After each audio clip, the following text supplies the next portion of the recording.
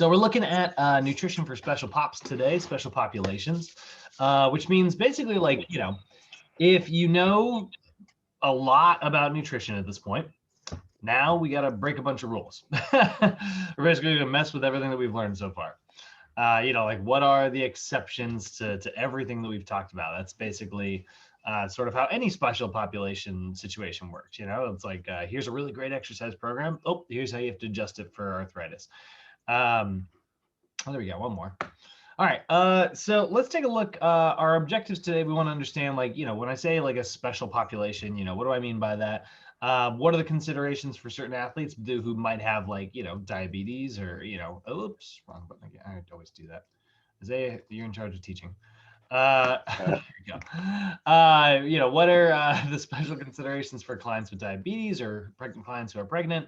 What about children and teen athletes? That's a big one that we run into all the time. You're gonna get a lot of parents with like questions about like, what nutrition stuff they can do. What are the special considerations for college athletes? That's always an interesting one, just because college athletes and their decision making. What are the special considerations for master athletes? And which I love that freaking term. That's what I want. I cannot wait until I am older and can be called a master athlete, because that is how we refer to seniors. It's the way more respectful, awesome term. And then what are our special considerations for vegetarians or vegans, right? So looking at any of these, right? Doesn't matter what population you're looking at. Your job is to consider any of the basic metabolic needs of like your client in their sport or activity, right? So like, what is the unique energy demand that they may need for whatever their sport or whatever their population happens to be? Good Lord. Get in my throat. My coffee's my cereal's attacking me. So like that's what we need to consider, like, in the same way that we did an assessment to figure out what our clients' goals were, or what like their habits were, right? Well, we also need to understand like what the needs of their specific lifestyle are, like for instance, like, I wouldn't say that I trash. I think I like to think that I'm pretty fair about it. Talking about like keto diets and stuff. And people ask me all the time, they're like, well, what do you feel about like low carb diets? Are you a fan of low carb diets? And it's like, I think one of the things that can explain a lot of like low carb success is that, you got to remember like what your macronutrients are for, right? Like what's the purpose of each of the macronutrients, right? You think about like, if we boil them down to very, very, very basic answers, because obviously each macro is used for lots of things. But if we break it down into like the most basic versions, you got protein, which ideally we want to use for like muscular repair and like, overall bodily function and structure. We think about like fats for like hormone production and like energy, and then also like fatty acids. And we think about like carbohydrates. Really, their big purpose is just energy production, right? Like we want to make sure we have plenty of energy. But we also know that we have like different energy systems, right? We've got our high intensity energy system, which is our body's favorite to use, by the way, like, which I always think is kind of fun, right? Like that just shows you, I say this a lot, but it's like, if you have a body, you're an athlete. I love to say that phrase. And that's something that I think is very true when you consider like energy systems, right? Hey, no sweat. So, when you think about like specific like energy systems, when we look at like how, what's supplying them, I think you look at like people having success on keto, and it can be very much explained by the fact that a lot of people don't engage in intense physical activity. A lot of people engage in just, they just want to diet alone. Maybe do a little bit of walking here and there, like be pretty gentle about it. And so when we look at stuff like that and we start analyzing, it's like, well, if a lot of people don't need the energy from carbohydrates, I get it. I get like a low carb situation at points like that, yeah, like you don't really have to supply your energy with like this intense fuel source. You can just supply yourself with like low intensity energy, And if you're in a low intensity energy situation, maybe that's the right call for you in, whatever, so I'm not super against that. Yeah. What's up? Question. So with a low carb diet, wouldn't that be good for somebody that's not doing so much? Maybe they're down or, recovering from something. Yeah, that's the situation that those are the types of situations that I'm kind of a fan of low carb. I don't know that we need to go into full ketosis. You know what I mean? I don't know if we need to like look into stuff like that. I think that is, taking a concept that is true and doing it the way we do most things, which is, classic brand human being, which is like, oh, this thing works. Well, then I'm going to do 10 times that thing and try to get better results. People who take a multivitamin, they're like, I'm going to take 3 a day. And it's like, no, boosting it beyond. I think that's like sort of where we get to with keto. So I'm not fully against this idea of like lower carb, if you're getting a little bit more of your diet from like fats and stuff, there's some benefits there. It can leave you feeling fuller longer. People will say they feel like they have more energy, and it's like I believe that. I think that you have a lot more energy because you spend a lot of your time doing low intensity energy. Um, so that's kind of what we're looking at today, right? Like we've established a lot of rules in this class, until now. We've looked a lot at general, ideal nutritional advice, and now we're kind of pivoting into how to adjust that. How do we goof around with that nutritional advice depending on individual dietary needs. So let's go ahead and start off with diabetes, right? We want to define it first. Diabetes is a metabolic disorder that affects carbohydrate availability and carbohydrate utilization. So, when you think about like the way what diabetes is, right? Basically, you have a bum pancreas. You've got a pancreas that isn't doing what it's really supposed to do. Okay, so your pancreas's job, or well, in that case, or you have where your body has actually become resistant to your pancreas's efforts. So your pancreas, right, as an organ, we talked about it during the digestive system and how it, creates pancreatic amylase and things like that. But, on the inside of the body, like on the internal system, it is also creating insulin. And insulin's job is to drive sugar out of your blood, either into your body's cells to be used for energy production or to drive it into your body's tissues for storage. Now, ideally, right, if we think about it, as like imagine there's like a couple different tanks, right? There's 2 tanks. One of them is like long-term storage and one of them is short-term storage. And we remember that, like, we look at the process of adding molecules together, maybe reorganizing those molecules, right? Carbohydrates and fats are the same ingredients, right? They're just in a slightly different order. They're carbon, hydrogen, and oxygen. So if insulin comes along and, it is going to, like I said, it's going to drive that sugar out of your blood and lower your blood sugar levels back to maybe a normal level if it happens to be really elevated. And that's really important because, like, we don't want just errant sugar running around in our blood. That actually makes it very difficult for us to have oxygen mined to our body's tissues. Your body's tissues need to be able to breathe, and if there's all this like sugar running around, it's actually very, very difficult to get those oxygen molecules like into our body's tissues. And that's obviously very, very, very, very bad, because as much as your body's tissues need glucose in order to survive, they super need oxygen. You can go a few days without food. You can go a few minutes without water or without air, Um, so if we look at like, these 2 tanks, right? You've got long-term storage and short-term storage. Short-term storage is used for high intensity stuff, right? Like it's in the front, it's the stuff that we can pull right out of really, really quickly. So we're constantly emptying and filling up short-term storage, you know what I mean? And that's our glycogen. That's what glycogen is. So whenever we have like an excess of blood sugar, our body drives that blood sugar into our glycogen stores, and those glycogen stores get, emptied out and filled back up and emptied out and filled back up, like constantly, right?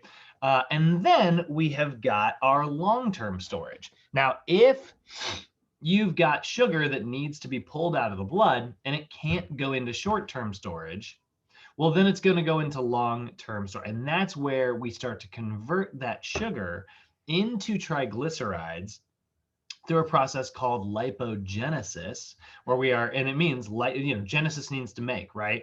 And then lipo is referring to lipids. So lipogenesis is the process of making new fat cells. That's a half accurate term. It's half making new fat cells and half filling up existing fat cells. Ideally, if we're lucky, it's filling up existing fat cells. What we don't want to have happen is we don't want to multiply and make, we don't want our cells to go, oh, wow, there's not enough room in this fat cell. All right. And then it divides and makes another one. And now suddenly you get 2 empty sacs that you can fill back up. That's another reason why sometimes like weight loss is so difficult, right? Because you are increasing the number of fat cells. And like when you start to like lose weight, your body wants to fill those back up. That's why I saw a lot of people have such a hard time with a weight loss program for so long. And why general changes are what's so effective, because like that's an overall long time.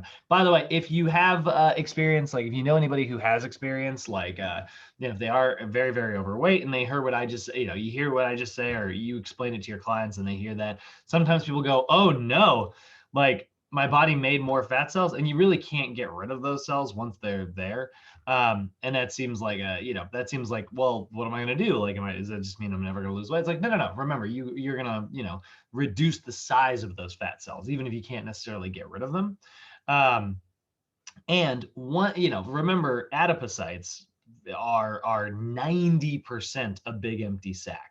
So if you think about like reducing their size by literally 90%, you got plenty. Yeah, don't worry about it. It doesn't matter how overweight your client is. It doesn't mean that just because these are going to exist forever, it doesn't mean that like it's doom and gloom.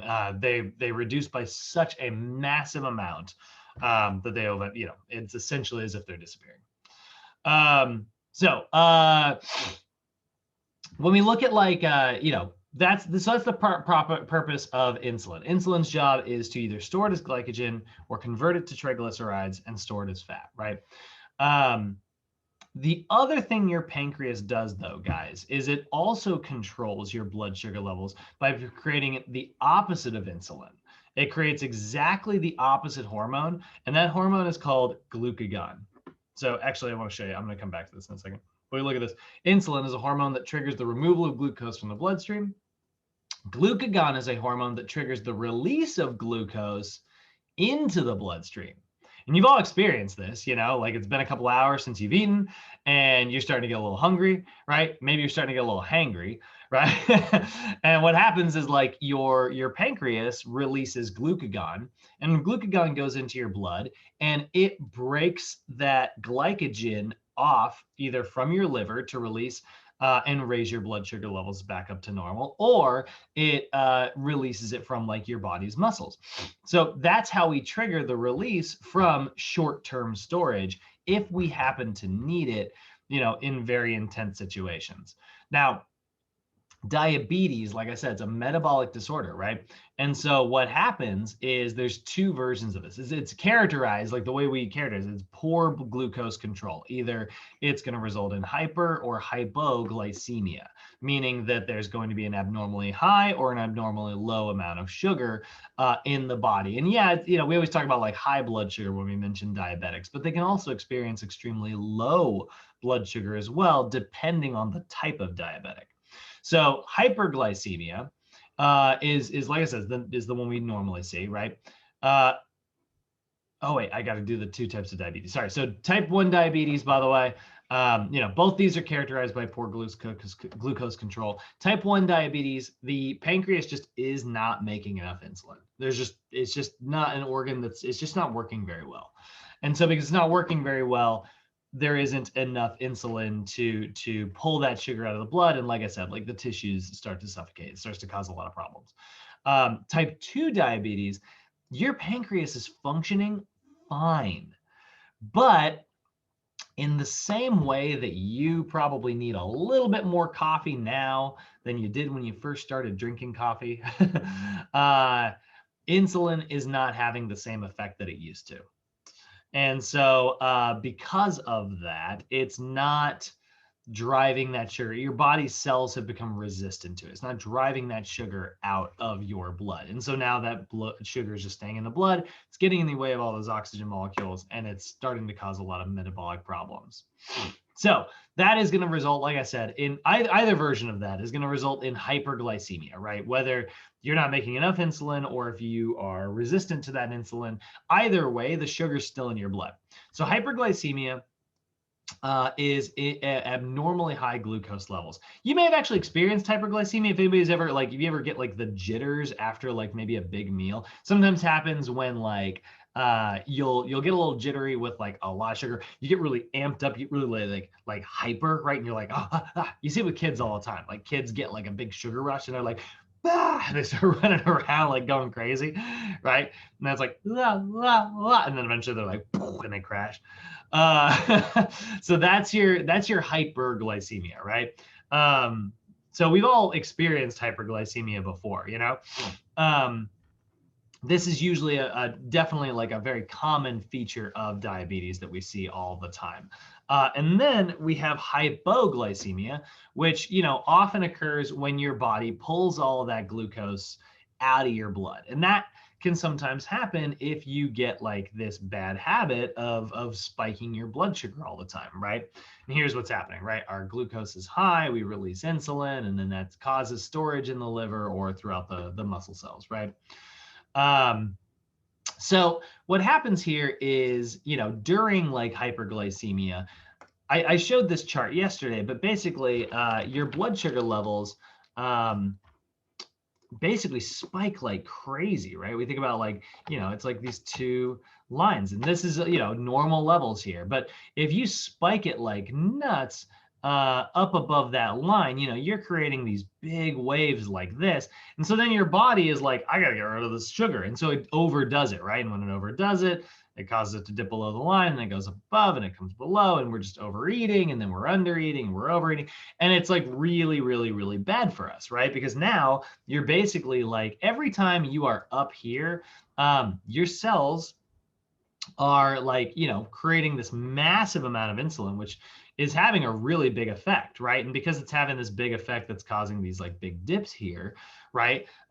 Your body is starting to go, man, maybe I shouldn't create so much insulin. Or maybe like your cells are going, well, maybe I shouldn't like let insulin have such a large effect on me. And that's what we're starting to see. Like this is what eventually leads to insulin desensitivity, right? We start to, you know, lose the sensitivity to our insulin. And now it's going to take more and more and more insulin to drive that sugar out of your blood until eventually it starts to like stick around. And that is, you know, type 2 diabetes. We want to be something like this, right? We want to kind of just keep our blood sugar levels on like these kind of, you know, middle lines here. It is okay to get hungry. It's part of life, right? It's okay to feel satisfied. But what we want to avoid is we want to avoid feeling like we're starving. We want to avoid feeling like we are quote unquote full, right? You don't want to be stuck to the gills, right?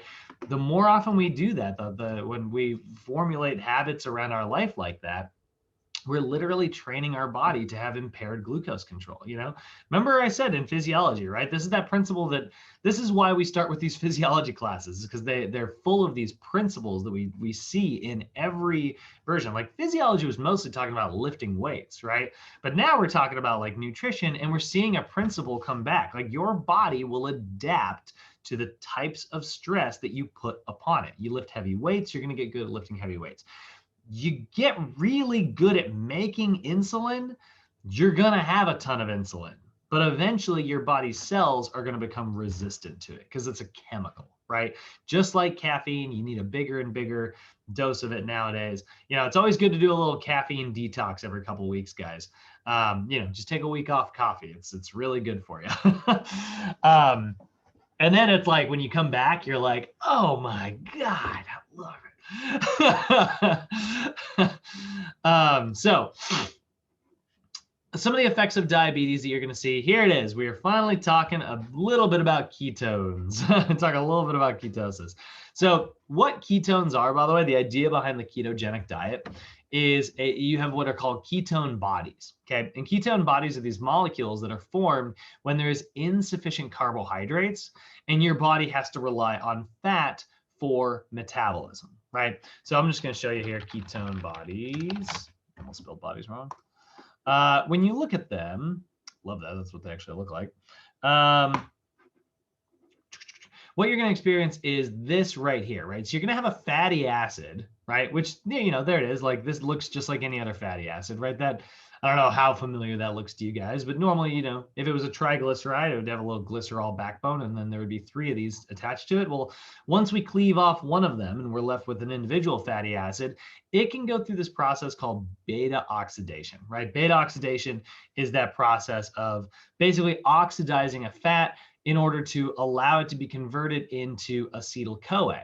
And acetyl-CoA is what starts the whole Krebs cycle, right? Remember, we had to get glucose, which became pyruvate, which became lactic acid, which became acetyl-CoA, right?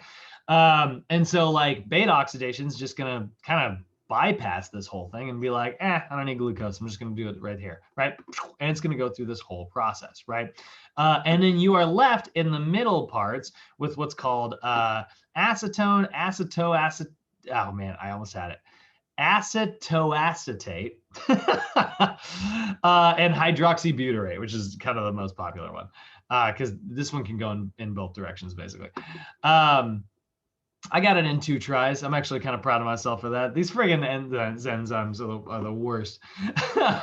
But those are basically, when we talk about like ketones, these are what we're talking about. It's these 3 main ketones here, especially this hydroxybutyrate. And so like those ketones can finish off the Krebs cycle there and lead to, you know, ATP production. But remember, this is all happening in that Krebs cycle. So if we look at like, you know, I'm going to make another little fake chart here. You know, is this like good? Is this an effective like way to metabolize stuff or an ineffective way to metabolize stuff? We think about our energy systems, right? We've got the ATP-PC system, right? That's your phosphagen, right? And then that is going to go into glycolysis, right? And then that's going to go through, you know, oxidative metabolism, which would be Krebs cycle and electron transport. And I guess I should mention there is aerobic glycolysis as well, right? Because this is like anaerobic glycolysis, right? So here's a review of our energy systems here. Oh, I screwed up I killed the bullet point. It's just gonna drive me a little crazy, sorry. Put that over there, put this over here. I don't know why this is so important to me, but it is. I don't have that severe of OCD, but stuff like this, it just gets to me.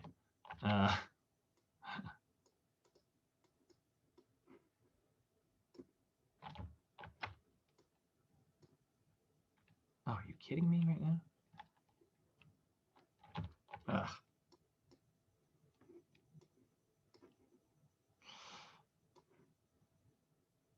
There we go. Okay. All right. I could have typed that whole thing again in that time. All right. So looking at here's our overall metabolism, right? And we know that this is we consider like what energy systems they are, right? Both of these are anaerobic, right? And this is aerobic, right? So that takes these both take place in like the absence of oxygen, right? So I'll just go ahead and draw that there. And like that, right? And then this one takes place in oxygen, right? So those are all of our energy systems, right?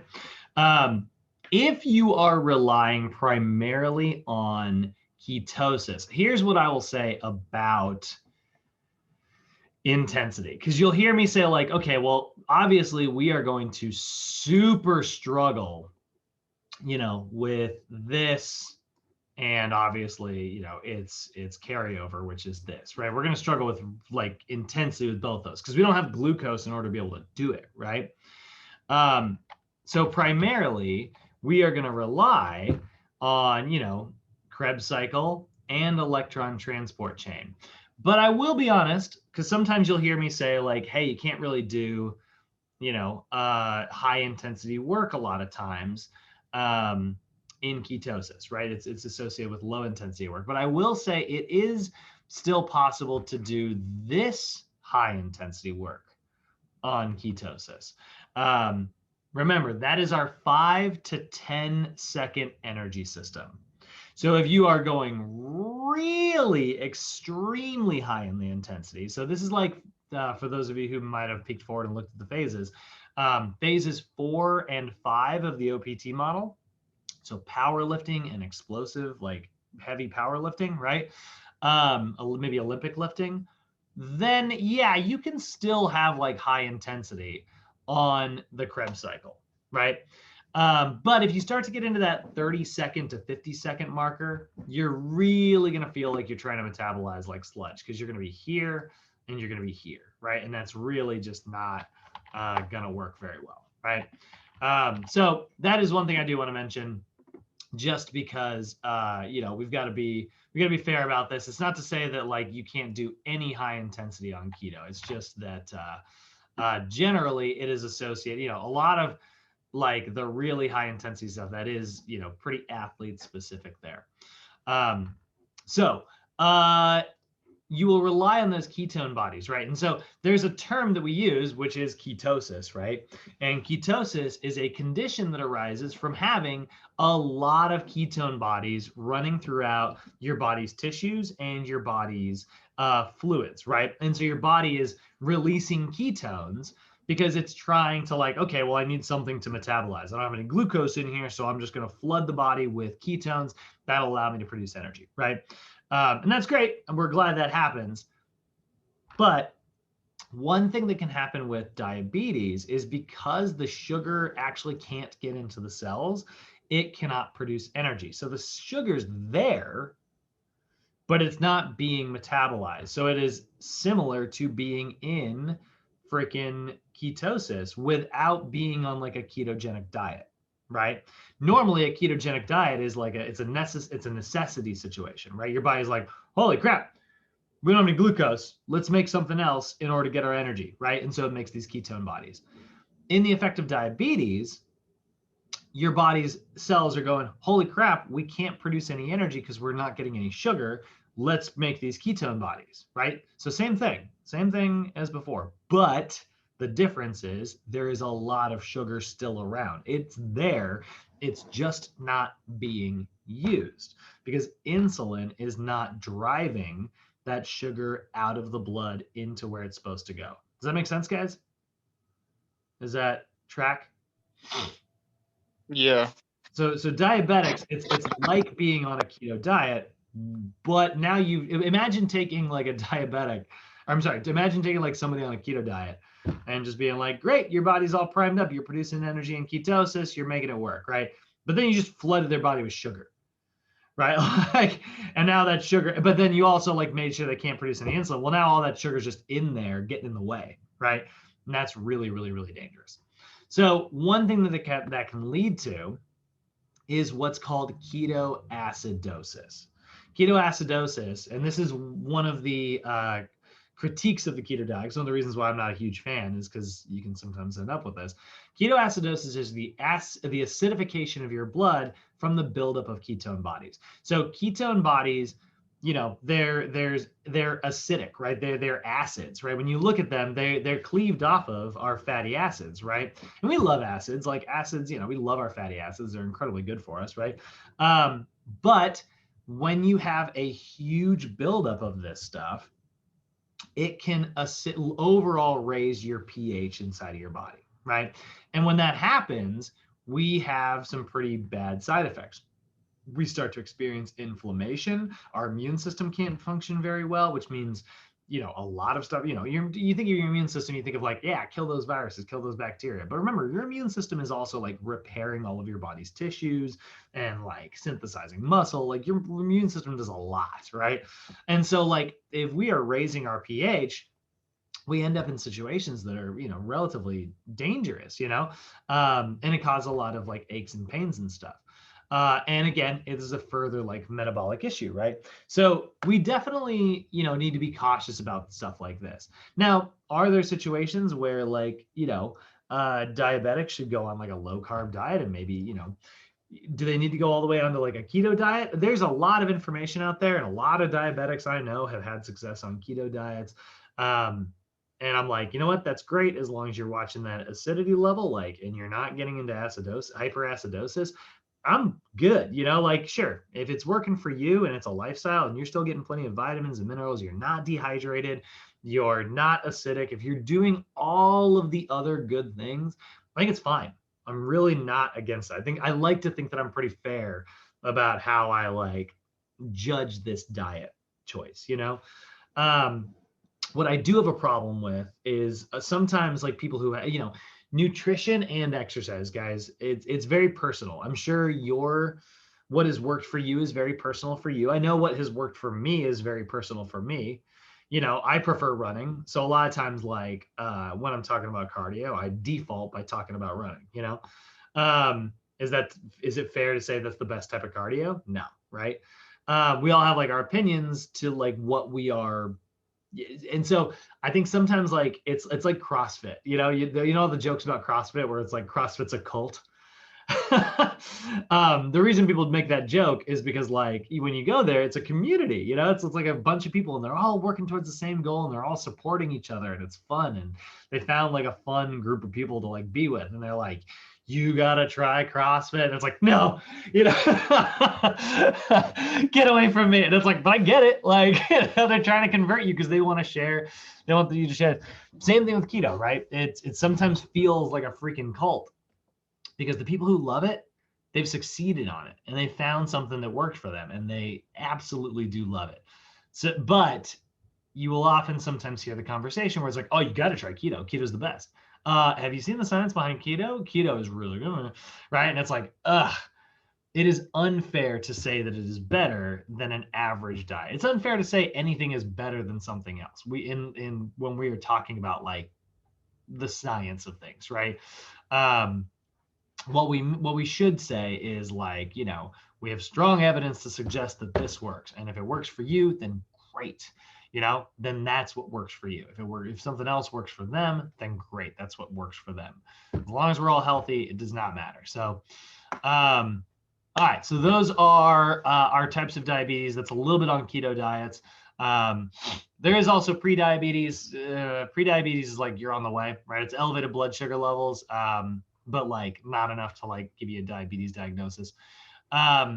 Symptoms that you can see in diabetics, you will see excessive thirst as one, excessive urination as another. Basically, your body is trying to be like, hey, you know what? I can get rid of some of the sugar and I can get rid of even proteins actually in my urine. And we can just get this out of the body, right? Remember the other day I told you the horrifyingly true fact about like if you eat too much iron, you will poop out your blood cells because your body is trying to get rid of some of that iron. Well, the same thing will happen. Your body will try to just get rid of stuff if you have too much sugar in your blood. Your body will try to get rid of it in your urine, and so like you'll experience excessive thirst, excessive urination, which is ironic because you're like, I'm drinking like crazy. Why am I dehydrated? But you're dehydrated because you're just losing it like crazy. Dizziness, headaches, unexplained weight loss. Your body tissues will not function properly. Excessive hunger or eating, again, like those impaired glucose will often cause like binge eating followed by like, generally like a lot of starvation. And then we will see sometimes like poor or slow healing. Again, the immune system can't really function very well. And so, we know that like one of the things we see like, just look up diabetes. Actually, I should find a picture of it pretty quickly. You'll see this sometimes in certain body tissues here. I don't want to look up too intensive a one. Diabetic ulcer. I really don't want to see an intense one. Oh, okay. Well, we got really big ones here. All right. So you'll start to see stuff like this. Stage 1, you start to see like a little bit of like cellular damage, right? Generally, it's in low blood flow areas like the feet. And then like, it gets worse and worse and worse. So that is like slow repair and also just like body tissues. They're basically suffocating. That's the easiest way to think about it. So our recommendations, right? Well, exercise is awesome, for managing diabetes, because remember, exercise is high intensity, right? So if you, especially in, if we're spending a lot of our time like here and here, right, in glycolysis and in our oxidative, because there's still glycolysis taking place underneath, right? Both of those type of exercise have really positive effects, but particularly, guys, this one right here, this is just a great method of exercising for our diabetics. So, we got to remember, well, how long does this stuff take, right? Well, this one, that's going to be maybe 5 to 10 seconds, right? That means ultra high intensity, right? And then we see glycolysis. This is going to be generally anywhere from like 30 to 50 seconds, right? So we think about that as like 30 to 50 seconds, which means that it's high intensity, right? And then we have here, which is like, 2 minutes and beyond, right? 2 minutes and beyond, right? And that's our low intensity. So, that's like, this is the very aerobic stuff. You think about like cardio, right? Cardio and glycolysis are both really good for our diabetics, but this ultra system, right? This isn't really relying on sugar as a fuel source. So our really great, place to hang out for diabetics is going to be right here in that glycolysis, right? So that 6 to 12 repetitions, lifting pretty freaking heavy, burning off our glucose as a fuel source, so that like your body goes, man, I burned a lot of blood sugar today, and then it needs to get it all back. Next time you bring that sugar into the body, your body's cells are going to have a reason to uptake it. So it has been shown to increase your insulin sensitivity and glucose control. And that's what we see right over here. That sentence is a big one, by the way. You will see this fact in a lot of NASM tests. So exercise decreases insulin resistance, or you could say increases insulin sensitivity. It'll word it either way, which I don't know which version I've got up here. Decrease that insulin resistance, I guess. And it will improve your overall glucose control. Type 1 diabetics, though, remember, they've got a bum pancreas. So this is a kind of a different situation, right? Like really what I'm describing right now, I'm giving good recommendations for type 2 diabetics. Type 1 diabetics, their pancreas is not making insulin. So they need to be injected at the proper amounts in order to to control their blood glucose levels. You can improve their sensitivity a little bit through exercise. You cannot improve how much insulin they make. The organ is just not making enough of it. So in general, ways that we are going to manage clients who have diabetes, right? We should monitor their exercise and their glucose levels and make adjustments if we need to. Ask your client, right? We know that nausea is a sign of low blood sugar levels, right? It's like, how you feeling, right? You feeling good? Like check in regularly with your client between sets. Make sure they're staying hydrated, because we know dehydration is associated with diabetes, right? And then we want to try to encourage them to adopt as many healthy lifestyle choices as possible to improve their glucose control. Be like, hey, let's talk about like small snacks throughout the day rather than like really large binge meals. Let's talk about getting some protein and fat into your food so that your digestive system has to like get all that out of the way before it can get the sugar into your blood, right? Like let's slow how much that sugar is coming into your blood so that you raise your levels slowly rather than spiking them. Let's focus on low glycemic index foods, right, rather than high glycemic index foods. Remember, glycemic index is that chart that shows us how quickly something gets into your bloodstream, right? You like white rice?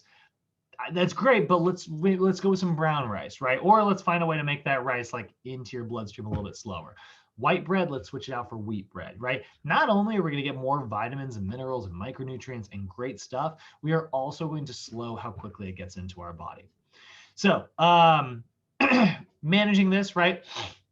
Make sure you're watching for we are trying to prevent hyperglycemia. We don't want our blood sugar levels to get super high because that can cause damage to body tissues and make it difficult to do all kinds of stuff. We also do not want to make sure that we get our clients into hypoglycemia.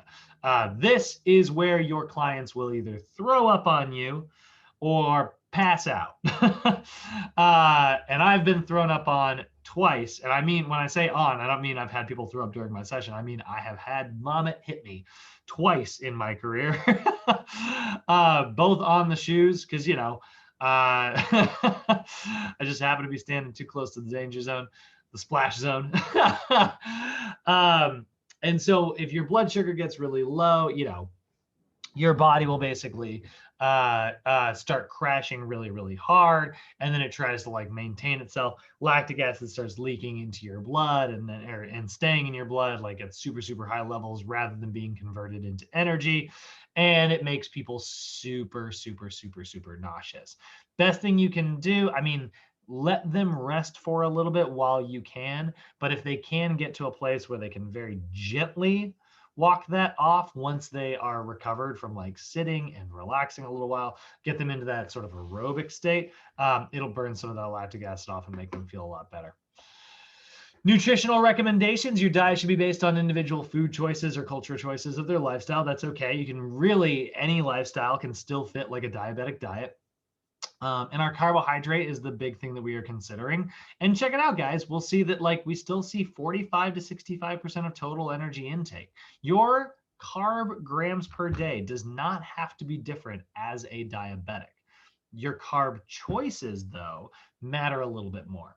So, you know, again, maybe we end up eating, you know, if you're a diabetic and I'm not, and we might end up eating the same amount of grams of carbohydrates per day, but with diabetes, you want to make sure that you are focusing more on slower absorbed, low glycemic foods, right? If we're eating fruit, we're eating fruit that has the skin on it, right? Sugary foods, it should never replace any of your nutrient dense foods. We are always focusing on nutrient dense foods rather than foods that are high in sugar or high in calories, right? Your protein intake should be somewhere between 15 and 20%. So it's actually a little bit lower than we have seen elsewhere. And that's because, like, again, protein in high levels can just be converted into sugar. And guess what? Now you got a bunch of sugar, right? So we got to be a little cautious with that. And then your fat intake should be about 30% or less, right? Again, those aren't exactly like keto numbers, right? But if you were to go like 45% carbohydrates, what is it? 45% carbs into 20% protein, that would give you 65%. I guess that'd be 35%. Yeah, so maybe 50% carbs, 20 protein, 30% fat. That'd be a pretty good macro range if you are trying to stay low carb. So symptoms of hypo and hypoglycemia, low blood sugar, you'll see excessive sweating. The heart will feel like it's pounding. You'll get a little shakiness sometimes when your blood sugar starts to get really, really low. Incoordination, irritability, right? You will get hangry, and it can sometimes lead to nausea. But guess what? On the other side of things, hyperglycemia also leads to nausea. But generally, you'll get a little bit of abdominal pain and muscle cramping that starts to come with this. Excessive thirst, and some nervousness. Generally, this is the one that also, hyperglycemia can also sometimes send someone into like a panic attack. So suddenly they become hyperglycemic and they become hypocapnic. So we got to watch for stuff like that. We don't want to send a client into a panic attack. All right. Any questions about diabetes? That was the longest one of the day. That was a big chunk there. It doesn't have to be that long. I just like to, there is no actual information. NASM doesn't take a big stance on keto, and I know it's so popular. I just like to mention it so that we have a time to kind of talk about it, because you're going to get questions about keto. Do your research, learn about it, try to be fair. That's the best I can tell you. You know, is it good? Is it bad? Well, that question's flawed. But any questions so far, guys? You feeling good? Not a question, just as like, I don't know, like just hearing like all the other things, like this seems like it just will be coming from a personal standpoint, like learning about each type of diet and then also learning about how to evaluate a client. I feel like if they do ask questions, you could easily kind of dictate whether or not, hey, you might need to do this, or you might look into it. Like this, I don't know where there'd be confusion in that. You know what I mean? I love it. Because like this is perfect. It's like perfect. I don't really see like it. Well, here's the some thing. people. Like, you hear how you're wording that already? Like, you might, like, you're talking about them and you're saying, like, this is your choice, right? That right there is the biggest principle that, like, I always try to instill in people. Because you could memorize your scope of practice all day. You could like, read a freaking law book all day if you want to do that. I don't want to do that. I don't. Or you could just make sure that you are applying guided self-help as often as possible, you know? Yeah, I feel like this is like all of this stuff is like it's perfect. You know what I mean? It's stuff that you should know, and it's like then when it comes to the actual nitty gritty, when the boots are on the ground, I guess, because prime military, that's what they always say. Boots on the ground is when you're in action, right? So when you're in action, I think all this stuff is like situational. So like it's good to know, like, and you can definitely give out. I wouldn't say nutritional tips because we're not a nutritionist. We're not officially nutritionists. We can't tell we can someone give what tips. to eat. We can absolutely give tips, right? We can. But that's what this is for. Yeah. And that's what I would use this for. That's what I would use this information for. So I'm just saying. That's it. Yeah, but it's funny how often. It's funny how like the answer is often so simple, right? Like, but that's not what we want to hear. I always talk about this. I say it's the magic bullet principle, or no, it's the silver bullet principle, right? And trust me, you will, I know this is your guys' first mod, but you are going to hear me talk about the silver bullet principle a lot. Because I think it's important. It's something that like it's, it's my Tony Robbins. So I think we live in a world with a lot of fiction and a lot of stories. And then we are also just prone as biologic creatures to always look for the most bang for our buck. And I think that we have sort of formulated a lot of stuff around this idea that there's always one amazing, clever solution. Aladdin finds the lamp, solves all of his problems, right? You go to Lord of the Rings, you drop the ring into the same volcano where it was formed. That's the only place you can kill it, right? The Death Star, you got to shoot this one little hole, and it's always just there's just one. It's like, we're never gonna figure this out, and then all of a sudden there's the glimmer of hope, and it's like, oh, it's the one thing that'll work, right? And it's what's the one thing that can kill a werewolf? Silver bullet, right? That's what they say. And my question to that is like, so you're telling me if I dropped a nuclear bomb on a werewolf and then put him through like a meat grinder and then shot those different pieces of meat into space in all different directions, you're telling me that werewolf's alive? Right? Like that the one thing that can kill him because there was no silver bullet, it didn't work, So it's like, but we don't want to hear that because like that was a lot of work. I can just go get a silver bullet at any gun shop, Like we look for these very simple answers, but oftentimes the answer, Isaiah, is what you're just talking about. It's general good nutrition, plenty of regular, not intense, just or maybe it is intense, but I mean like not special, but just regular exercise, meaning consistent exercise, and like, changing your habits, right? Everything can be answered that way, all of it. But it's hard to accept, I grew up in a silver bullet household. Like I totally grew up in a silver bullet household. My parents did different juice cleanses. My mom especially, did different diet pills. They would get into pyramid schemes and stuff like that. Cause it's, you hear the stories, my parents did Amway when I was a little kid. Which, by the way, like I loved, because Amway had like these like protein bars that were the most I didn't know I was gonna become a trainer because I was like 7. Those protein bars were the best candy bars I have ever had in my life, and I've never had anything like it ever since.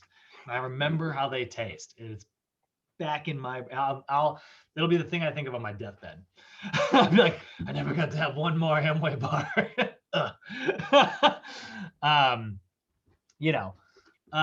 So I grew up around that stuff. I think a lot of us grew up around that stuff. And so it's interesting how we got to talk to our clients. You know, they're like, what's the best program? And it's like, the best program is the one you're going to do every day. You know? Mhm. So, That's it. That was good. Yeah. That's yeah, right. yeah. Yeah. This is one you're gonna do every day. Yeah. Seriously. I've written a lot of the best programs, but I've had to modify them to make them actually work. Yeah, that like I'm just like because before we even get into like program design, like this stuff, I'm like while I'm learning, my brain is trust me, it's turning. I get questions from friends already, but I'm just waiting for that program. I'm gonna be like glued to my Zoom screen. Yeah, Watch, it's a you're gonna fun see. one. This one's unique. This one's the weird of the 4 program design classes. This is the least traditional one because it's definitely much Yeah, more focused on what I just said, like how to but almost focus it's more on perfect though. yeah. Yeah, which is good because like people don't even. I don't think people expect that. People don't expect a lifestyle change when it comes to like this was a very informative, very informative chunk for sure. Yeah, I I love took a it. lot from this It's funny what you nutritional piece. get out of talking about the special pops, right? Yeah, And how it yeah. applies to your average folks. All right, let's look at pregnant athletes, right? So talking about clients who are going through pregnancy. So these are individuals who are choosing to stay active, but they are obviously, I mean, hey, reality of the situation, like they are going to experience a logical decrease in activity, right? If you're pregnant, don't do burpees. You know, maybe don't slam your stomach into the ground. You know, drop into the ground and then leap up. You know, so there are some things that we need to make sure that we are keeping an eye on. We should always follow up consistently. I mean, they're gonna, pregnant athletes will be doing this like anyways. They're gonna be following up with physicians like regularly. We're gonna make certain exercise choice changes, right? We don't want to lay our clients down, either face down or face up, really. You pretty much just want to focus on trying to keep your client in an upright position the whole time, which is kind of funny because that's actually the same types of adjustments that we make for clients who have hypertension. High blood pressure, a lot of your adjustments are just like, hey, keep that body upright. Because if you move your head like this a whole bunch, your client with blood pressure problems, they pass out. Pregnant clients, it's not really a blood pressure thing. It's just we don't want to like adjust. And it's not even necessarily that dangerous, guys. It's just really uncomfortable. So sometimes like these pieces of advice that we're seeing, they're not always like, a lot of times we're like, what's the science behind why we do this? This time it's not really about science. It's just about making sure that like you keep your client happy because you want to keep training them, So make sure we keep them comfortable. That's why it's going to be important to keep them hydrated. Nutritional strategies, right? Your total calories, your protein intake, particularly vitamins A, B, and C, magnesium, iron, all of those things are going to go up, and drinking plenty of fluid, which any pregnant client will tell you is a real pain in the rear because they've already got to pee a million times a day, and we're going to make it worse. Lots of vitamins, lots of, particularly the minerals, magnesium, iron. When I say vitamin Bs, by the way, we are talking a lot about biotin, niacin, and folate. Those are 3 really, really, really big ones. And so typically we're going to see an increase of about 300 calories per day above not just maintenance, but above whatever it is that we are estimating. So in the same way that like if you had a client who is on like a mass gaining program, you would increase their calories. For pregnant clients, it's typically going to be an increase of around 300 extra calories per day. And what we should expect to experience is anywhere between like a 25 and 35 pound weight gain during that pregnancy. In addition to that, since they're literally growing a human, which is primarily made of a lot of protein, guess what? They're going to need to consume about 20 to 25 extra grams of protein per day during that pregnancy as well. So as long as we are following a lot of those nutritional recommendations, it's going to put you in a pretty good place, right? So how do we do that? How do we increase that? Well, generally just increasing your portion sizes slightly during meals, adding 1 or 2 small snacks throughout the day. It's actually pretty easy. If you got a client who's already been on like a maintenance program and they're eating like very healthy for themselves and they need an additional like 20 to 25 grams of protein per day plus an additional 300 calories, that's actually pretty easy to come up with. You're getting about 100 extra calories from your protein and about 200 extra calories elsewhere, right?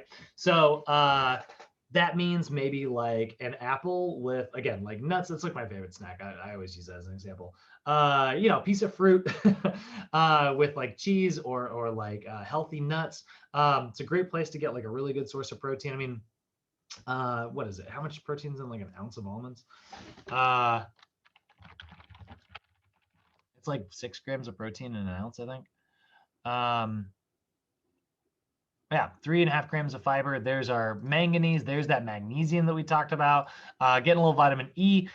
There's a ton of reasons to kind of get that in there. It's one of the healthiest snacks out there, and not just almonds. You can totally switch that up. I love, like, you guys should see my. I should do that. I should switch to phone mode and take you guys down and show you like my like kitchen cupboards and stuff. But you can see like, almonds are great, but I've got 4 bags of nuts. I always buy like nuts in bulk because they are actually kind of pricey. And I buy like a thing of almonds. I like almonds, I like walnuts, I like cashews, and I like macadamia nuts. And I've got 4 giant bags of each of them, and I just switch it up every week. Like I'll be like, it's an almond week. It's a this week. I do the same thing with my cereal. You guys see me eating cereal like regularly. I'll put different dehydrated berries in there. I do like bananas for a week, and then like apple crisp for another week, and strawberries, and this week is raspberries, which is my least favorite actually. But so anyway, like it's pretty easy to get that in, just a little bit of fruit. You're going to get about 100 calories from something like that. You get about 6 grams of protein from like those almonds. Later on in the day, if you get like a lot of like pregnant clients will do like protein drinks. I don't think you need to do that, but you can.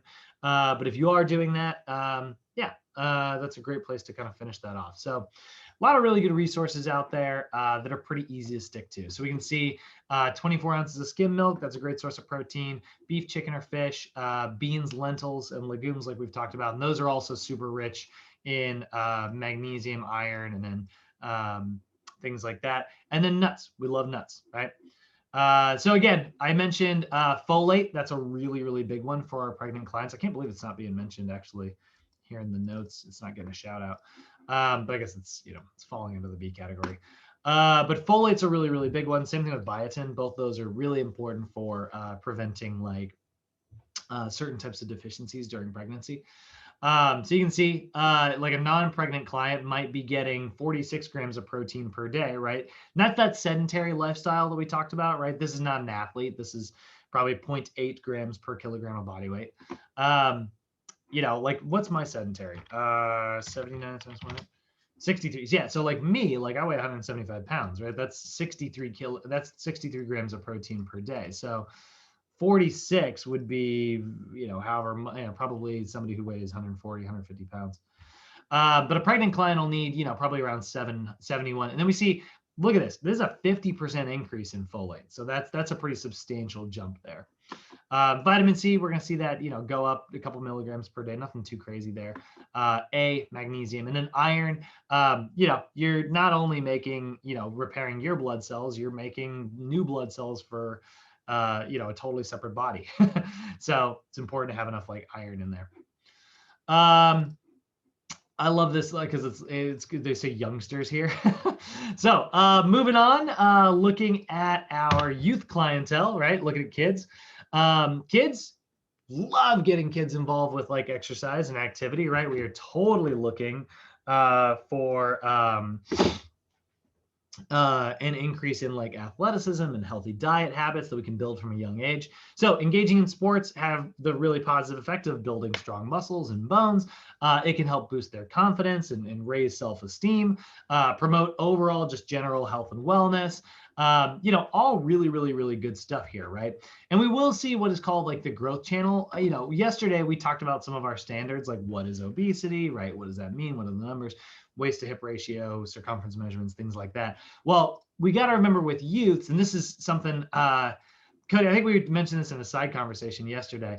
They talk about like BMI in high school. They'll teach it to kids and they're like, hey, we're going to show you how to calculate your BMI. And so many high school teachers don't realize that like BMI is on a sliding scale for youths. It's actually, we're going to see this next module, but it's not a direct line. You know, adults, it's 24 to 29.9. For kids, it's the way we calculate it's the same, like weight over height squared, right? But like you might be in an overweight category as an adult, but like at this particular age, you're actually in a normal category. It's a sliding scale there. We should be looking at it by percentile rather than flat numbers, because there's what's called this growth channel, right? And it's the normal height to weight growth pattern that we tend to see. You know, a lot of people tend to shoot up at different times. You know, like me, I actually, this is so funny. I shot up like crazy. I was so freaking long and skinny. I was the tallest kid in my school at one point, actually, which is funny because I'm only 6'1". But I was at one point the tallest kid in my middle school. I was like, I think I was 6'1" in like 8th grade or 7th or 8th grade. And I was like, I swear I just stopped growing through like sheer willpower. I was like, don't get any taller. I was like, don't do it. I used to worry about it all the time. When I was a kid, I was like, I'm gonna be so tall. I'm not gonna be able, it's so uncomfortable to go through doors and crap. So that is sort of the growth channel there. You know, we will see like these big growth spurts, right? So those growth spurts, right? If they are outside of these normal ranges, right? If we are expecting like a growth spurt, it doesn't happen. This could be related to an inadequacy of energy in the diet, so a lack of calories, or it could be like a reduction in maybe activity level, and so the body is not producing like specific types of growth hormones and things like that. And so this is something to kind of keep an eye on in the way that we manage like overall nutrition. So we will see like youths experience like these big growth spurts, right? Probably remember that when you were a kid and you just felt like your bones ached. Those are your growth spurts, right? And so, what we see is the epiphyses, which when you look at a bone, there's these little plates here. These are called your epiphyseal plates. These little growth plates, right? And that's kind of what happens. That's where your bones really kind of grow out. So we look at like adult versus youth. Get the picture I want, yeah. So with kids, it's mostly cartilage, actually. This is why you can, turn kids into a pretzel, and for the most part, they'll be okay.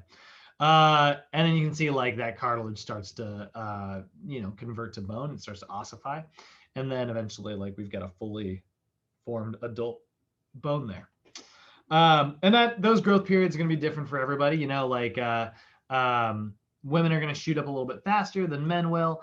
And then we see like men will generally tend to be like maturing a little bit later and a little bit longer than women do. Women tend to mature a little bit faster there. So, we've got different growth spurts depending on like which sex we're looking at and stuff. So our nutritional strategies, right? What we're going to aim for here and requirements, right? Obviously proper height and weight growth is very important by getting enough calories. Again, we're looking at energy balance here, right? We're not trying to go crazy on the calories, but we are ensuring that we are getting enough calories, right? So we are going to help, help our clients understand these calories. That's, I'd say, the biggest thing that we do as trainers, right? Kind of going back to our conversation just a few minutes ago, it's a lot about educating people about like how to read a nutrition label, how to understand portion sizes. I can't tell you how many times people are like, man, I had like a huge meal, and then like we'll analyze, and like, I must have had so many calories in it. It's like, you know what? Actually, it really didn't. And then other things, they're like, it's a really tiny meal, but it's just packed full of calories, right? And so, there's just surprising things that you'll see there. So we play a crucial role. We're really helpful there in helping them, develop like healthy snacks and, healthy eating choices. So with kids, there are a lot of like healthy options. I love they got pudding cups listed up here, by the way. Yeah, that's because they're fortified with like iron and calcium and stuff. Fortified means that we had to add them back in. But, like if it gets kids eating them, because kids are freaking picky, it can be a strategy. Yogurts, smoothies, kids love stuff like that. Cheese cubes can be really helpful, and string cheese. I mean, string cheese is just fun to eat. Milks and chocolate milks, again, we're seeing this is a very US diet here. Soy milks can be helpful, fruit juices, try to be as close to 100% as you can get. Dried things like raisins or apples and stuff. Peanut butter cups are really, really great. Graham crackers, certain dry cereals. You'll notice a lot of these are very grain options, right? These are all very much like a lot of carbohydrate, and that is, very much related to that energy production, right? We're picking a lot of high energy foods here. Hopefully they also are nutrient dense, right? Fluid intake, going to be really important to make sure that your youths stay hydrated. Kids are terrible at remembering to drink. So, telling them to take a break from playing, take a break from what it is they're doing. Kids got short attention spans. So it's important to interrupt them and get them to stay hydrated. Children athletes, very, very prone to heat illnesses and dehydrations and stuff. So you can help them maintain that. Make sure there's a sports bottle. Make sure it's cool. Make sure that it is, cool in temperature so it's more palatable. If it isn't water, make sure it's something that's healthy, but something that they're going to be want to drink. One thing about this, by the way, youths are also exceptionally bad. This is a statistic. This is a fact that we're going to talk about next module a lot. Kids are really terrible, guys, at regulating body temperature. They have a way worse surface area ratio than we do as adults. We have way more. We have a big body, right? And so it's a lot easier for us to regulate our body temperature because of the amount of surface area to, atmosphere. Kids don't have that. They are terrible at cooling down, and they are also terrible at warming up. So it's really important to make sure that you are helping youths control their body temperatures. And you can do that through making sure that they are nice and hydrated. Special focus for youths is going to be placed on calcium here. Obviously, we're looking at like bodily growth, right? So making sure that we have enough calcium to develop that new bone tissue is going to be important. Our recommendations are between about 1,300 milligrams of calcium per day. Iron is also going to be a really big one for boys and girls. Again, this is a body that's growing, right? So it's producing new materials constantly, and those new materials require like lots of oxygen, and that oxygen is going to be carried by a molecule of iron. Whew. So we need to make sure that we get plenty of like iron in our diet. That's going to be around 8 milligrams per day. Exceeding these upper limits, though, should be avoided because obviously there are, there's calcification problems. There's hyper, having way too much iron. You don't need, just be cautious with stuff like that. And what's funny is, those were our strategies for kids. Let's take a look at our seniors and see how similar they are. So looking at our master athletes, our senior clients, these are between, 40 and 50 years old. I love the idea of master athlete, right? I'm super stoked to eventually consider myself a master athlete. I want to be like, I'm never going to be that old guy on like a basketball court, but we've all played with that guy. You go to like a pickup game and there's that guy who's like, the dude's ancient, but he just knows how to like position his body and you can't get around him. Love those guys on the field, right? So your master athletes, right? There are going to be some individual like recommendations and changes that we're going to need to make here. Obviously, like calorie intake is going to be different, and we're going to look at the sport that they're playing. Chromium is a big one actually for seniors. I want to make sure we have enough chromium, just because like chromium is important for like certain hormonal productions, and if that doesn't, we want to keep producing those hormones into our senior years. Iron is going to be important as well, so we see like iron intake. Calcium is going to be huge. Vitamin D, right, to utilize that calcium. Magnesium is going to be another big one. And so like we're going to pay attention to all of those. Fat mass, right, we know is detrimental to like any athletic performance, and it can increase, it's particularly abdominal fat. It can increase your risk for like heart disease and diabetes. So we want to make sure we are monitoring overall body weight status and body fat percentages. And so here are some general macro proportions for like our older athletes. You can see because they're athletes, we've got a little bit of a higher, just ever so slightly higher carbohydrate recommendation. Again, if they aren't necessarily like performing that intense of physical activity, you could lower that, right? You could go down to the normal 45 to 65%. Protein intake of 1 to 1.3 grams per kilogram of body weight. So that's higher than sedentary, right? Fat levels moderate, about 20 to 35%. Chromium intake, that's funny. Age 58 milligrams. That's got to be iron. So chromium intake, right? Iron intake, yeah, 8 milligrams per day. Female senior clients, we want to go even a little bit higher on the calcium here. So we want to focus on calcium with any older person. However, with our female clients, we especially want to make sure we're getting enough calcium. When women get older, a lot of times they'll start to go through menopause, which is going to be like a loss of like the menstrual cycle. When that happens, there's going to be less production of the hormone estrogen. When there is less, and women use estrogen in order to calcify bone. So, we need to make sure that we have plenty of calcium to make it easier for that to happen. Again, more vitamin D. This is why it's so important for really any female client to get plenty of sunlight, plenty of calcium in the diet, be physically active, right? Maintain that bone density. Just we see osteoporosis so much more in female populations. And that also happens men over 70, same concept. And over 70, men start to experience the same thing. So osteoporosis is just very common for seniors, but especially in female clients. Vitamin D consumption, 800 units per day. And then like plenty of magnesium. So it's kind of funny. We're seeing a lot of the same things we saw in kid recommendations, right?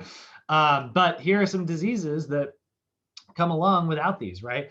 You could end up with atherosclerosis if your saturated fat intake is really, really high. That can, cause plaque buildup on the blood vessels. Certain types of cancers, which are associated with alcohols, cured foods, things like that. Arthritis, right? In general, we want to try to, decrease overall body weight. That can have a really positive effect. And then we also want to try to boost our omega-3 fatty acids in our diet because that's been shown to have anti-inflammatory properties. Osteoporosis, we got clients with that. We want to make sure that we're getting plenty of calcium, vitamin D, vitamin K. Diabetics, we want to be careful. Watch your fat, watch your sugar intake, increase your fiber. Hypertension, be careful about, we want to have, increase the calcium and the potassium, protein, magnesium, fiber, sodium, all those things. But we got to be cautious about total fat and saturated fat. Keep an eye on that. And then stroke, that's going to be kind of the same thing. Watch your saturated fats, get some vitamin E in your diet. All the generally, kind of good dietary advice that we've been talking about, related to heart health. All right. Any questions about those populations? We're going to kind of pivot into vegetarianism here at the end because we are going to run into plenty of vegan and vegetarian clients.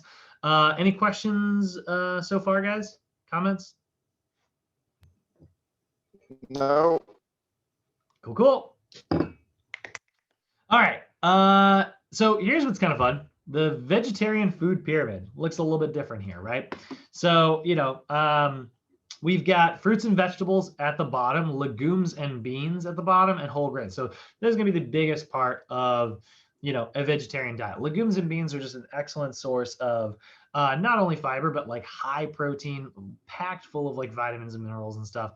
Whole grains, good source of protein, but again, mostly a good source of carbs. And we see lots of like fruits and veggies, adding a lot of those micronutrients. So, I love this, honestly, guys. Like this pyramid works for anybody. I love this pyramid, like vegan or not. I'm a fan. You think about like what your my plate is supposed to look like. It kind of reflects this. But this is just, we're just avoiding animal options here, right? Now, up here in the middle, we'll see nuts and seeds, egg whites, soy milks, and dairy, and then like different types of plant oils. Then we'll see like more egg materials and sweets and things like that. Now, some of you might be going, whoa. Eggs, milk. I thought we were talking about vegetarians here, right? So here's how you classify vegetarians, guys. vegetarians do not eat meat. That's the end of the conversation. So that is what like a vegetarian is. Now, there are all of these types of vegetarian diets out there. You may be like a semi-vegetarian, right? You eat eggs. Maybe you'll even take chicken every now and then, but you usually just like avoid like red meats, right? Or maybe you're a pescatarian. A pescatarian is somebody who partakes in, should be fish. Why does it say dairy? Oh, yeah, because they're still a regular vegetarian. Sorry, pescatarian is somebody who, regular vegetarian diet plus fish. Lacto vegetarian, so regular vegetarian diet plus milk. Ovo vegetarian, regular vegetarian diet plus eggs. So like lacto, ovo, right? So basically think of it as whatever it is that you are adding to the title is what they add to their diet, right? So that you could consider yourself a meatitarian, that if you don't have any of these restrictions. And then we have a vegan. Vegans do not partake in any animal products whatsoever, including even like animal fat, like pills. Like they would never take like a fish oil supplement. And even like, let's say, they want to get omega-3, so they decide to take a flaxseed oil supplement instead. They would have to get one that has like a cellulose casing on the pill, not a gelatin casing on the pill, because gelatin is made from animal fat. Certain preservatives are made from animal fat. There's a lot of things made from animals. Vegans don't partake in any of it, right? Honey, which bees are basically vomiting. Oh God, I hate bees. Yeah, none of that, right? So no animal products whatsoever. If it came from an animal, they're not interested in it. So vegans, no animal products whatsoever. Ovo vegetarians, a vegetarian who does eat eggs. Lacto vegetarians, who does drink milk. Lacto ovo vegetarian, eggs and milk. Pescatarian does do fish. This is totally like just backwards compared with the other chart. And so, really important stuff there. So we're going to focus on building our diet like this, which again, I love this diet. I would honestly say that this is like the perfect diet. This looks kind of similar to my diet. You just replace this sweets part, like replace that with meat, because I still get my animal products in and we're good. Like that is not far off. I love it. And then I love how they've got physical activity down here, right? They got like at the foundation, it's like also perform physical activity, which is really smart and should be on every freaking my plate. And there should be like someone holding the my plate going for a jog, and that'd be the perfect chart. So we do want to make sure that we talked about this before. It is important on vegetarian diets to ensure that we are getting enough of a good amino acid profile in our diet, which means that like we're going to have complementary proteins. So animal products, boom, that's got every amino acid in it naturally. An animal's body assembled it, therefore it already has a complete amino acid profile. But if you're doing things like soy products or like a lot of like veggie products, you're going to need to pair them with something else. So nuts plus grains, legumes plus grains, legumes plus nuts, right? Any of those. And when I say legumes, right, kidney beans, black beans, pinto beans, lentils, split peas, whatever. They're all really, really, really great. And like I said, they are packed full of like plenty of minerals and stuff, So I am obviously like an omnivore, and I like meat for its B vitamin properties. There's just so many B vitamins that are to be found in a lot of like animal products and stuff. And so I'm a big fan of that. But like I love vegetarian sources of protein. Those like nuts and legumes, like legumes, especially like beans are so freaking good for you guys. Everybody in here, like that's my advice. My advice, buy an Instant Pot. Because beans, you could buy the canned version and it is like, but it's, oh man, you can get a giant thing of beans for nothing. Pennies on the dollar. And if you're cheap and healthy, which is like, I've got that tattooed on the back of my neck. It's beans are like right in your wheelhouse. So Focus on complementary proteins, like try to consume incomplete proteins together so that you are creating that complete amino acid profile, right? All essential amino acids, bean plus rice plus grains, and beans, nuts, and grains. Focus on legumes or maybe fortified soy products. Soy is great, by the way. Soy is a complete protein all by itself, even though it's a plant source. Let's see, I looked up some other ones. Complete proteins, plant sources. Oh, that's right, chia seeds. Oh, and spirulina, if you like it. Tempeh, yeah, which is really just soy again. Amaranth, that's a grain. So that's kind of cool. There are some animal or plant sources out there that are complete proteins, and soy is really cool. You can do a lot of things with soy. You just have to know how to cook it right. Protein powders can be really helpful. Protein bars and things like that, fortified with vitamins and minerals. The one thing you want to be aware of, particularly that we are worried about with some vegetarian diets, make sure you're getting enough iron, zinc, calcium, vitamin D, and vitamin B12. Vegetarian diets will often be deficient in vitamin B12. So this right here, vitamin B12. So vitamin B12 is often, very deficient in like a lot of vegetarian diets. And we know that vitamin B12 is like really, really, really important, right? There are some really good sources out there. You can find it. I'm pretty sure that's turmeric. Certain milks and yogurts, fortified cereals and cheeses and things like that. So if you are doing like, vegetarian, but not veganism, it's really veganism that we tend to see like a lot of B12 deficiency. That being said, guys, you know what sucks? We see B12 deficiencies in a lot of clients anyways. Very, very common stuff here. So B12, vital for energy production, right? Often one of the only things that I will often tell my clients to supplement with if they're vegetarian.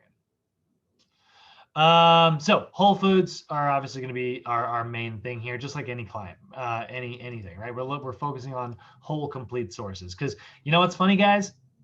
You can be vegan and still have Oreos. They are vegan. There's no animal product found in Oreos. They are not exactly a whole food. That's a big sugar cookie. Literally, like what is like the stuff inside an Oreo? Is it literally? It's just sugar paste. So Brad? Yeah, question. Yeah, I knew a lady that was a vegan, but she said she used to eat meat, but for some reason she couldn't digest well anymore, so she went vegan. Great. Yeah, worked for her really well. She remained healthy. She remained healthy. Yeah. I love it. That's great. Yeah. Nothing against a vegetarian diet, guys. I think it's amazing. And one thing, it definitely ensures you're getting plenty of vitamins and minerals. Like vegan plates are always like so amazing to me. Like every time I see them, I'm like, God, that plate looks good. It's so freaking colorful. I've got nothing against veganism. I think it is a super, it is a healthy choice by accident. Almost, you know what I mean? Like it's, I mean, if you do veganism right, I mean, obviously you could do it wrong. Like I said, you could just eat Oreos and pasta all day. That's absolutely like a vegetarian, option. But you look at it and there's so many,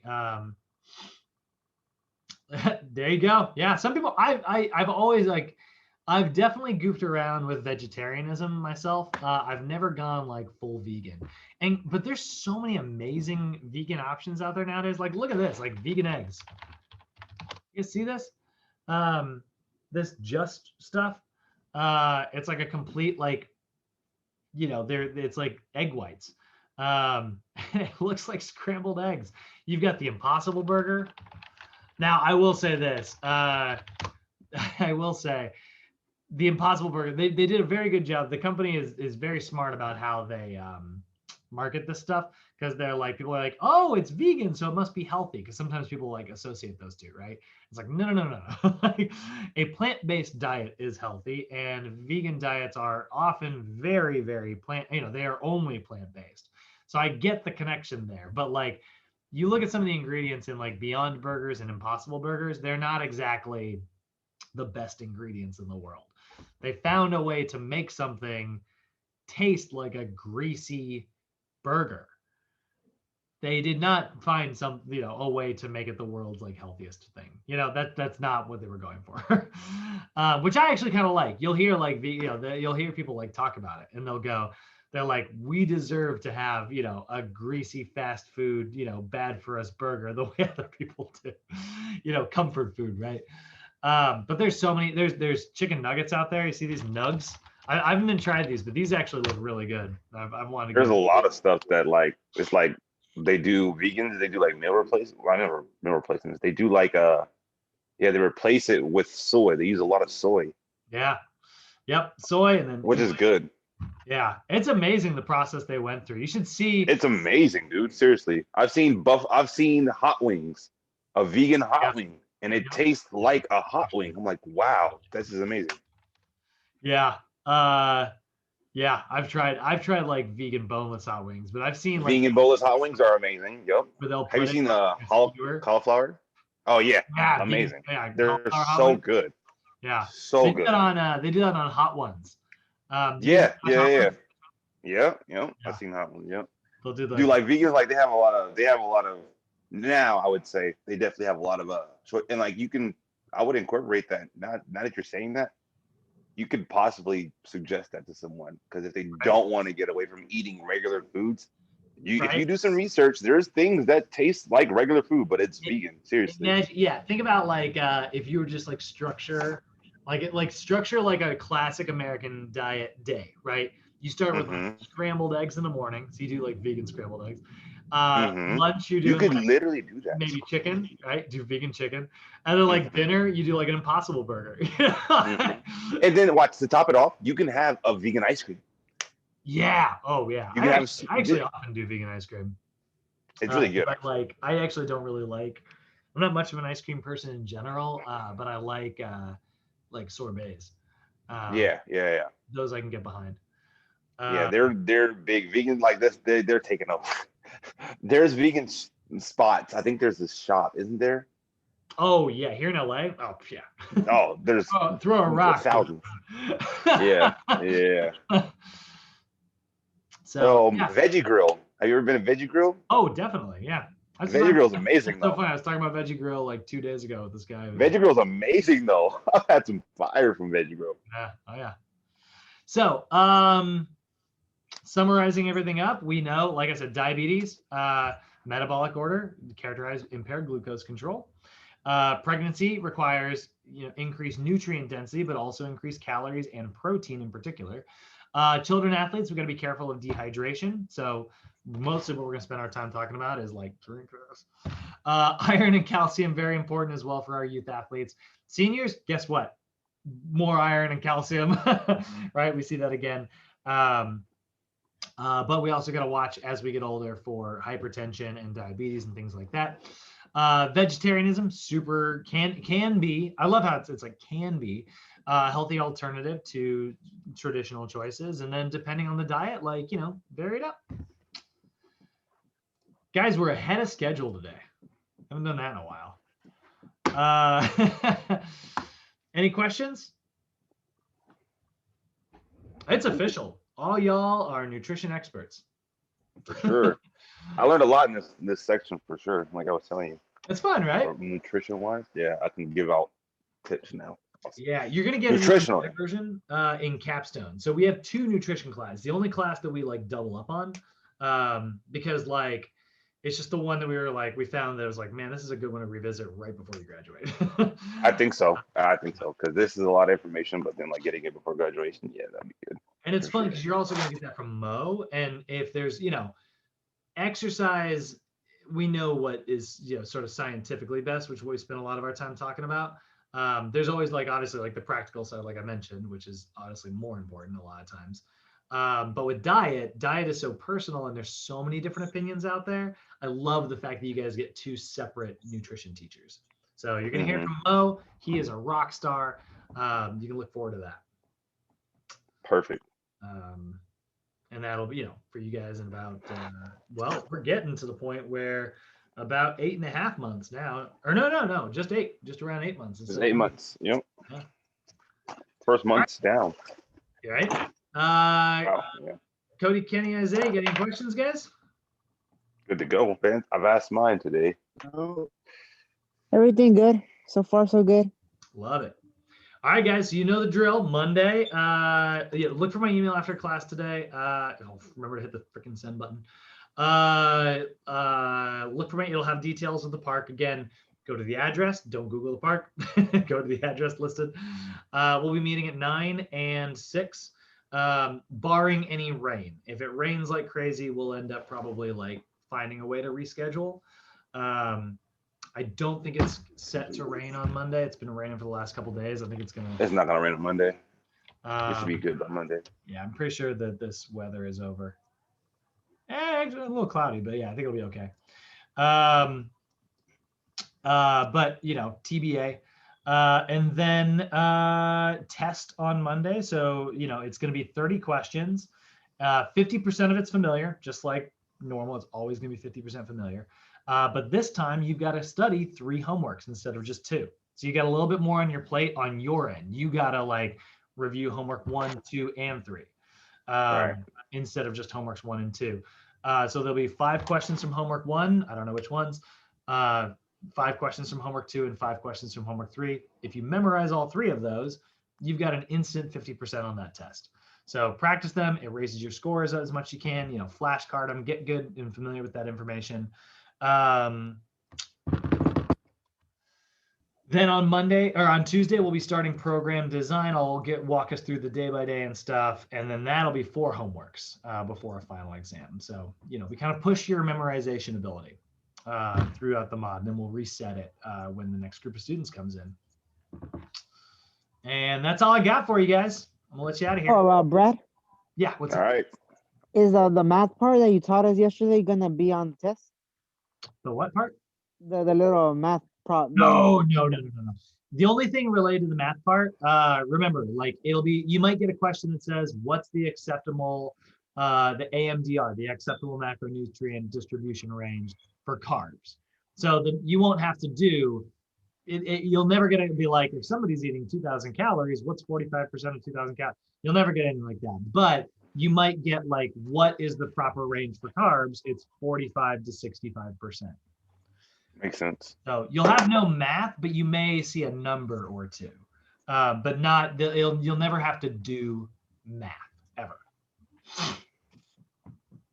That would be okay. Cool. Sounds good. That would be so freaking rude. I did see one question one time, and it was the easiest one, but it was like a client's, 40 years old. What's their max heart rate? And we know that it's 220 minus their age. So it was like 220 minus 40. And I was like, that's not that bad. But I cannot believe you just put math on this test. All right, guys. Peace out and have a great weekend. I will see you Monday. Have a good one. See you Monday. You too, Brad. Thanks.